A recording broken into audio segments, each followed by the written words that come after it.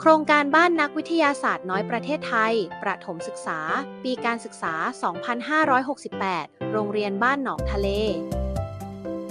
ผลการดำเนินงานชั้นประถมศึกษาปีที่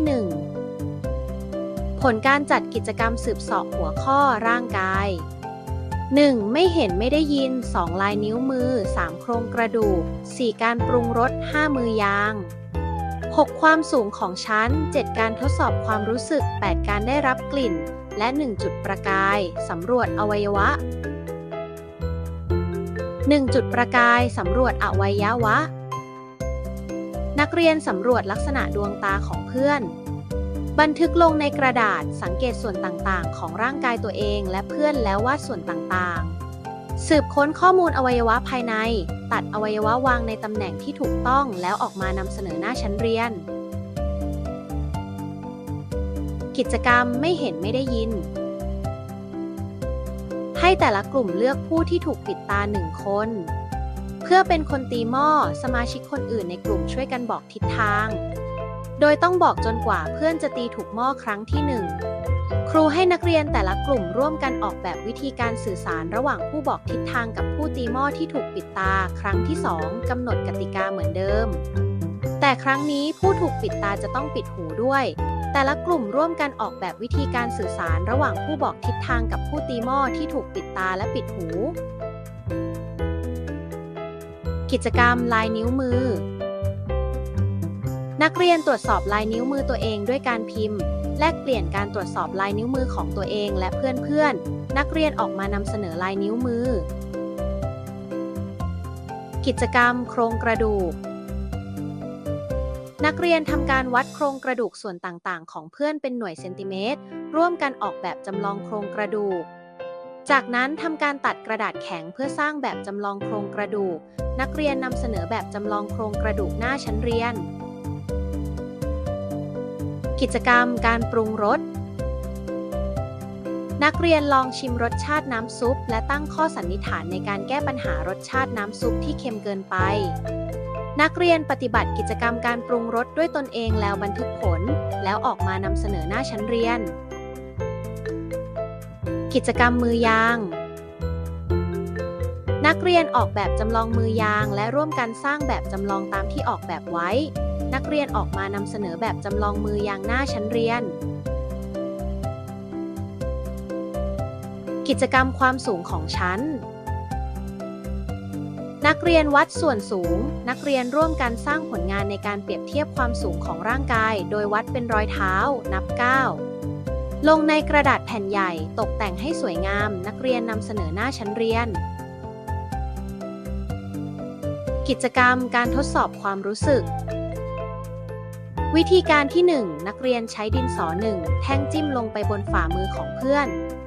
วิธีการที่ 2 นักเรียนใช้ดินสอ2แท่งจิ้มลงไปบนฝ่ามือของเพื่อนวิธีการที่ 3 ใช้ดินสอ2แท่งโดยมีการกำหนดระยะห่างเพื่อนที่ถูกดินสอจิ้มบอกความรู้สึกขณะถูกจิ้มกิจกรรมการได้รับกลิ่นนักเรียนดมกลิ่นแก้วแต่ละใบที่ปริมาณน้ำส้มสายชูแตกต่างกันนักเรียนคนอื่นทดสอบดูว่าแต่ละแก้วได้กลิ่นน้ำส้มสายชูมากน้อยเพียงใดบันทึกผลนักเรียนนำเสนอหน้าชั้นเรียนผลการจัดกิจกรรมสืบเสาะอิสระรายบุคคลจำนวนนักเรียนทั้งหมด31คนจำนวน31กิจกรรมดังนี้กิจกรรมสืบเสาะอิสระรายบุคคลประมวลภาพโครงงานกิจกรรมสืบเสาะอิสระรายบุคคลเรื่องสีสันธรรมชาติเด็กหญิงมูฮานีโต๊ะแอร์สีจากธรรมชาติได้จากอะไรบ้างนักเรียนสำรวจสีธรรมชาติรอบตัวสืบค้นจากอินเทอร์เน็ตและสอบถามคุณครูพบว่าสีสันในธรรมชาติมีอยู่มากมายสามารถสกัดสีได้โดยนำโกร่งมาบดพืชให้ผสมกับน้ำสีธรรมชาติมีประโยชน์ไปทำสีผสมอาหารผ้ามัดย้อมสีเทียนและเทียนนักเรียนสนใจสีเหลืองจากขมิ้นสกัดสีเหลืองจากขมิ้นโดยหั่นขมิ้นเป็นชิ้นเล็กๆตากแดดจนแห้ง แล้วบดให้เป็นผงนำผงขมิ้นไปใส่ในเศษเทียมที่หลอมไว้จะได้เป็นเทียนสีเหลืองธรรมชาติผลการดำเนินงานชั้นประถมศึกษาปีที่ 2 ผลการจัดกิจกรรมสืบเสาะหัวข้อน้ำในธรรมชาติและเทคโนโลยี 1. การสร้างเรือ 2 ทุ่น 3. การฉีดน้ำ 4. ท่อส่งน้ำ 5. ทะเลในกล่อง 6. ภาพสะท้อน 7. เปียกและเย็น 8. วิจัยพืชและ 1. จุดประกายพับเรือ 1. จุดประกายพับเรือนักเรียนแต่ละกลุ่มช่วยกันพับเรือนักเรียนนำเรือที่พับไว้แล้วนำไปทดลองบรรทุกลูกแก้วกิจกรรมการสร้างเรือนักเรียนออกแบบเรือเพื่อปรับปรุงเรือให้บรรทุกได้ดีขึ้นนักเรียนนำเสนอทดสอบเรืออีกครั้งแต่ละกลุ่มบอกสิ่งที่ควรปรับปรุงหรือพัฒนาเรือกิจกรรมทุ่นนักเรียนแต่ละกลุ่มออกแบบทุ่นนักเรียนสร้างทุ่นตามที่ออกแบบไว้แต่ละกลุ่มนำทุ่นไปทดสอบและนำเสนอหน้าชั้นเรียนกิจกรรมการฉีดน้ำนักเรียนออกแบบการทดลองการฉีดน้ำทดลองการฉีดน้ำนักเรียนบันทึกการทดลองและนำเสนอหน้าชั้นเรียนกิจกรรมท่อส่งน้ำนักเรียนแต่ละกลุ่มออกแบบท่อส่งน้ำนำท่อส่งน้ำที่สร้างขึ้นไปทดสอบนักเรียนแต่ละกลุ่มนำเสนอท่อส่งน้ำกิจกรรมทะเลในกล่องนักเรียนแต่ละกลุ่มออกแบบทะเลในกล่องสร้างตามแบบจำลองทะเลในกล่องทดสอบการเกิดคลื่นในทะเลนักเรียนแต่ละกลุ่มนำเสนอหน้าชั้นเรียนกิจกรรมภาพสะท้อนนักเรียนสังเกตเงาสะท้อนและสร้างแบบจำลองตามที่ออกแบบไว้นักเรียนอภิปรายแบบจำลองเงาสะท้อนกิจกรรมเปียกและเย็นนักเรียนออกแบบจำลองเปียกและเย็นนักเรียนทดสอบใช้ผ้าชุบน้ำอุ่นและน้ำเย็นบิดหมัดพันที่แขนแล้วให้เพื่อนช่วยพัดหรือเป่าร่วมกันอภิปรายว่ารู้สึกอย่างไรใช้เทอร์โมมิเตอร์ตรวจสอบอุณหภูมิน้ำบันทึกผลการทดลองแล้วนำเสนอกิจกรรมวิจัยพืชเรื่องพืชกับแสงพืชที่ได้รับแสงกับพืชที่ไม่ได้รับแสงจะมีความแตกต่างกันอย่างไรนำต้นไม้ต้นที่ 1ไปวางในบริเวณที่มีแสงแดดส่องถึงตามปกติต้นไม้ต้นที่ 2นำถุงดำมาคลุมไว้ให้มิดชิดทดลองเป็นเวลา7วันต้นไม้ทั้ง2ต้นเมื่อผ่านไป7วันต้นที่ไม่ได้รับแสงใบเริ่มเปลี่ยนเป็นสีเหลืองอ่อนหรือขาวลำต้นมีลักษณะยืดยาวและอ่อนแอต้นที่ได้รับแสงใบมีสีเขียวเข้มลำต้นแข็งแรงตั้งตรงและมีความสูงเพิ่มขึ้นผลการจัดกิจกรรมสืบเสาะอิสระรายบุคคลจำนวน22คนจำนวน22กิจกรรมดังนี้กิจกรรมสืบเสาะอิสระรายบุคคลประมวลภาพผลการดำเนินงานชั้นประถมศึกษาปีที่ 3 ผลการจัดกิจกรรมสืบเสาะหัวข้อเทคโนโลยีจากที่นี่ไปที่นั่น 1. กระเช้าลอยฟ้า 2. ขนส่งว่องไว 3. จรวดลูกโป่ง 4. เครื่องบินกระดาษ 5. ตรวจสอบสภาพจักรยาน 6. รถของเล่น 7. รางลูกแก้ว 8. วางแผนระบบจราจรและ 1. จุดประกายเครื่องยิงเยลลี่แบร์กิจกรรมจุดประกายเครื่องยิงเยลลี่แบร์นักเรียนลองสร้างเครื่องยิงเยลลี่หมีของแต่ละกลุ่มโดยเปรียบเทียบจุดยึดแกนความสูงของแกนและความยาวของคานดีดแล้วแต่ละกลุ่มนำเสนอหน้าชั้นเรียนกิจกรรมกระเช้าลอยฟ้านักเรียนแต่ละกลุ่มช่วยกันคิดหาวิธีเดินทางและการขนส่งสิ่งของจากที่ 1ไปยังอีกที่ 1โดยวางแผนออกแบบกระเช้าลอยฟ้าตามอิสระในการใช้ความคิดสร้างสรรค์นักเรียนจะลองผิดลองถูกในการประกอบชิ้นส่วนต่างๆเข้าด้วยกันโดยร่วมกันอภิปรายถึงปัญหาที่เกิดขึ้นและระดมสมองเพื่อหาวิธีแก้ไข พร้อมนำเสนอผลงานหน้าชั้นเรียน กิจกรรมขนส่งว่องไว นักเรียนแต่ละกลุ่มทดลองขนย้ายกระเป๋า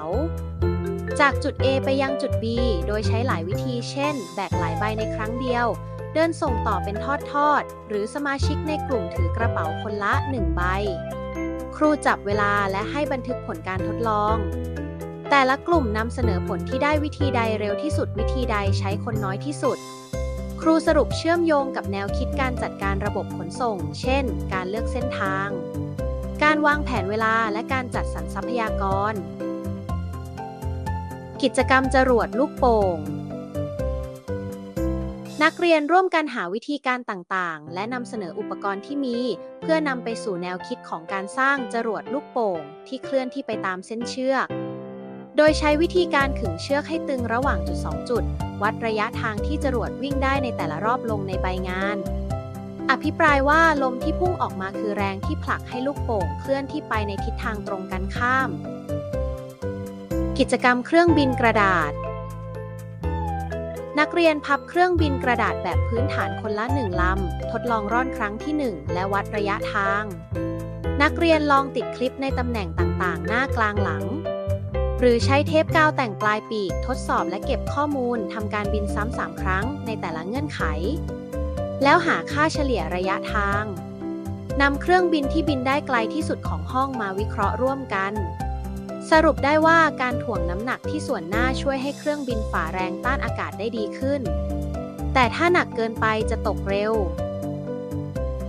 กิจกรรมตรวจสอบสภาพจักรยาน นักเรียนลองจับส่วนประกอบต่างๆของจักรยาน ตรวจสภาพยาง เบรกและความสะอาด ครูแนะนำการใช้ประแจเบื้องต้นว่าทำหน้าที่ช่วยผ่อนแรงในการขันน็อตได้ นักเรียนวาดรูปจักรยานและทำเครื่องหมาย ในส่วนที่ตนเองได้ตรวจสอบแล้ว ครูสรุปการดูแลจักรยานให้พร้อมใช้งานช่วยลดการออกแรงและเพิ่มความปลอดภัย กิจกรรมรถของเล่น นักเรียนลองดึงยางวงแล้วปล่อยเพื่อให้เห็นว่ายางมีความยืดหยุ่นและมีแรงในตัวเอง ประกอบโครงสร้างของรถของเล่น นักเรียนลองปั่นดินสอเพื่อให้ยางบิดเป็นเกลียว แล้ววางบนพื้นสังเกตการหมุนของล้อและการเคลื่อนที่ เปรียบเทียบการปั่นยาง ปรับปรุงและตกแต่งใช้ดินสอสีตกแต่งตัวรถให้สวยงามและปรับแก้หากรถวิ่งไม่ตรง กิจกรรมรางลูกแก้ว นักเรียนสร้างรางลูกแก้วที่ยาวที่สุดหรือรางที่ใช้เวลานานที่สุดให้นักเรียนสัมผัสวัสดุทำรางแต่ละชนิดแล้วเดาว่าอันไหนจะทำให้ลูกแก้ววิ่งเร็วที่สุดนักเรียนออกแบบเส้นทางต่อรางเข้าด้วยกันทดลองปล่อยลูกแก้วเป็นระยะเมื่อลูกแก้วค้างหรือตกรางนักเรียนช่วยกันวิเคราะห์หาสาเหตุแล้วแก้ไขแต่ละกลุ่มนำเสนอจุดเด่นของรางตนเองครูเชื่อมโยงเข้าหาเรื่องความสูงที่เปลี่ยนเป็นการเคลื่อนที่กิจกรรมวางแผนระบบจราจรนักเรียนช่วยกันวาดเส้นทางถนนลงบนกระดาษระบุตำแหน่งสถานที่สำคัญและจุดตัดนักเรียนใช้โมเดลรถลงบนถนนแล้วลองขยับรถตามสถานการณ์ที่ครูบอกสังเกตจุดที่รถมาออกันเยอะๆหรือจุดที่รถชนกันบ่อยที่สุดนักเรียนช่วยกันคิดวิธีแก้ปัญหาแต่ละกลุ่มนำเสนอเมืองในฝันที่การจราจรไหลลื่นที่สุดกิจกรรมรายบุคคลจำนวน 24 กิจกรรมโดยได้มุ่งเน้นพัฒนาทักษะการคิดเชิงคำนวณการแก้ปัญหาอย่างเป็นขั้นตอนและการใช้งานเทคโนโลยีเบื้องต้นอย่างปลอดภัยเพื่อให้นักเรียนสามารถพัฒนาทักษะการแก้ปัญหาและทักษะการคิดเชิงคำนวณผ่านการฝึกปฏิบัติจริงและทั้งหมดนี้ก็คือการดำเนินโครงการบ้านนักวิทยาศาสตร์น้อยประเทศไทยระดับประถมศึกษาประจำปีการศึกษา 2568 รุ่นที่ 4 ของโรงเรียนบ้านหนองทะเลขอขอบคุณค่ะ